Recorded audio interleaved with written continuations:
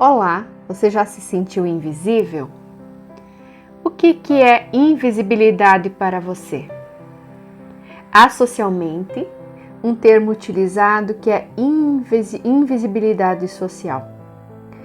Mas a invisibilidade, ela está presente em várias questões do ser humano. Você já se sentiu invisível? Ninguém lhe vê, ninguém lhe dá o valor? Na sociedade atual, isto está cada vez mais forte. Uma brincadeirinha. Então, hoje lendo uma informação de 2014, uma idosa de 70 anos que morava num apartamento sozinha, ela é encontrada morta depois de 6 anos do seu falecimento. A vizinha até comentou que se sentia culpada por não ter ido bater a porta, ter visto o que aconteceu, porque era uma senhora muito querida por todos. E a invisibilidade, ela está se tornando cada vez mais presente na vida cotidiana, principalmente pela agitação do ser humano. Parece que o tempo encurtou. Parece que o dia não tem mais 24 horas e há sempre a falta de tempo. E a questão das tecnologias, as questões que o ser humano, na verdade, que está cada vez mais agitado, cada vez mais ocupado com situações sociais, situações do o ganho financeiro, a sustentabilidade da família. Todas essas questões têm levado à invisibilidade de muitos seres humanos. Você já se sentiu invisível? Então, a invisibilidade humana, até havia um artigo onde um professor de uma faculdade, ele se veste de mendigo e ele vai para a rua. E ali na rua ele percebe que ele é invisível, as pessoas passam por ele como se ele não fosse um ser humano.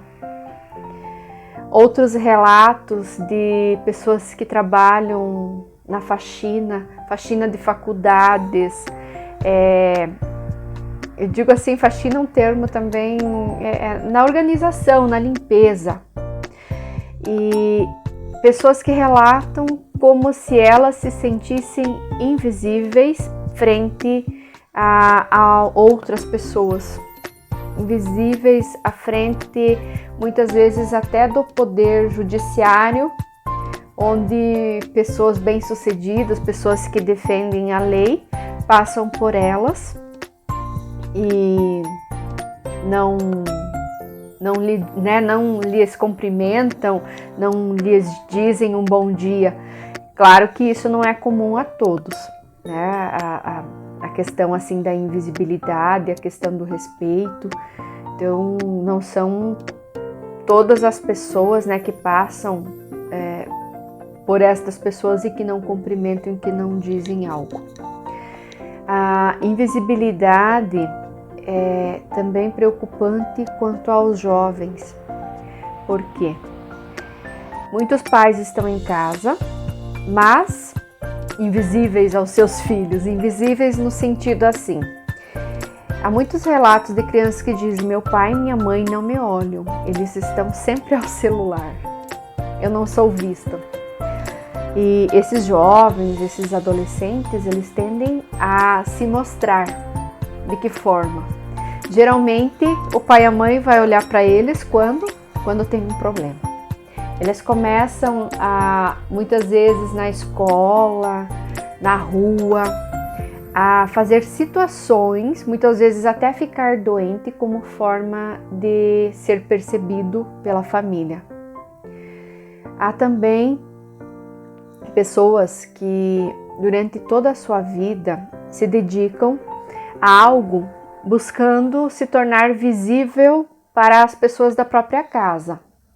Então, o Carlos Florencio, ele comenta que geralmente pessoas que tiveram um assédio moral, a questão de pais autoritários, separação, né, da família, pessoas que se sentiram excluídas e começam desde cedo a desenvolver uma síndrome, a síndrome da gata borralheira, onde esta pessoa se dedica excessivamente aos cuidados da casa.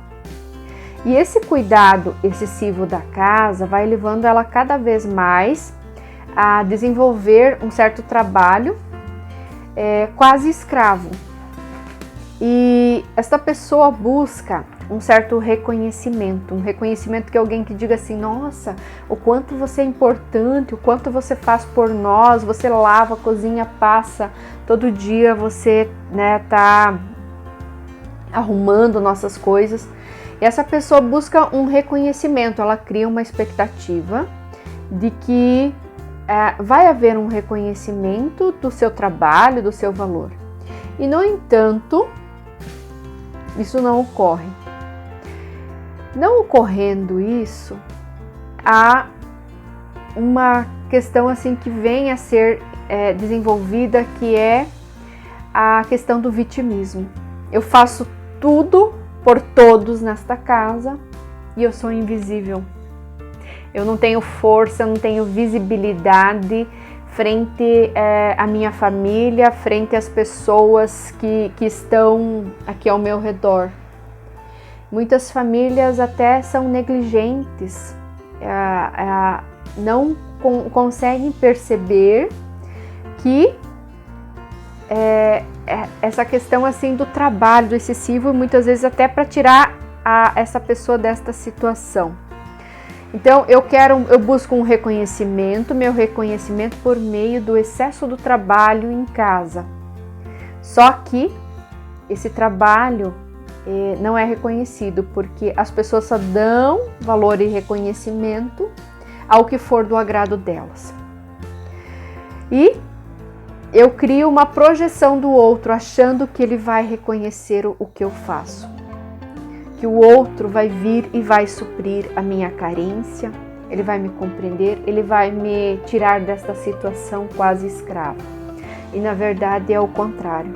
Quanto mais eu me escravizo, quanto mais eu tento por meio desse fazer doméstico excessivo, buscar um reconhecimento, menos referência eu sou para as pessoas, menos valorizada, porque eu deixo de viver a minha vida buscando atender às expectativas dos outros. Daí eu deixo de ser referência como esposa, muitas vezes porque há um desleixo. Eu paro de me cuidar fisicamente, do meu corpo, da minha questão intelectual.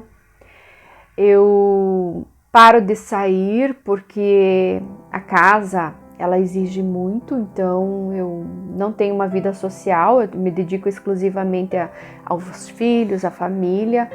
E esta questão da invisibilidade, ela torna cada vez mais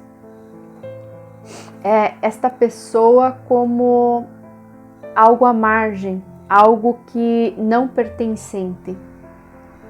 E esta invisibilidade gera dentro do ser uma dor muito grande, uma dor quase que insuportável. E quando chega ao extremo, muitos cometem até loucuras contra a própria vida, porque não foram vistos antes, porque ninguém me salvou desta situação. Então, um dos caminhos para isso, se existe uma pessoa na sua casa que está com demais, exageradamente nos afazeres domésticos, essa pessoa está reclamando demais, também é necessário voltar um olhar. Muitas vezes você não percebe como uma doença e como uma pessoa que está precisando ser vista. E ocorre como aquela senhora que foi vista morta depois de 6 anos. Tenhamos um olhar. E para quem está entrando nesta situação da invisibilidade, a solução é: por onde foi que eu entrei? Veja assim, que porta que eu entrei que eu me tornei invisível. Por esta mesma porta é aonde eu saio. E de repente é a procura por uma ajuda terapêutica. A constelação sistêmica familiar é um dos caminhos. Psicólogos, psiquiatras, amigos, os familiares se dão conta disso. Então há sempre um caminho, e esse caminho principalmente é da revogação. Eu revogo aqueles votos, eu revogo as situações que me incomodam, eu busco uma solução. E para quem está na síndrome da gata borralheira, que dorme nas cinzas, por mais que faz, não há um reconhecimento familiar, há sempre um caminho, mas a salvação muitas vezes não vem de terceiros, ela vem da tua revogação daquilo que lhe afetou, de você sair da tua consciência, não excluindo o que você sente, mas aprimorando. Isso faz parte, mas eu consigo sair desta situação, eu consigo limpar a minha casa sem exageros e ter satisfação ao deixar a casa organizada. Eu consigo contemplar a minha obra e fazer com amor, não como um trabalho escravo. Uma boa noite.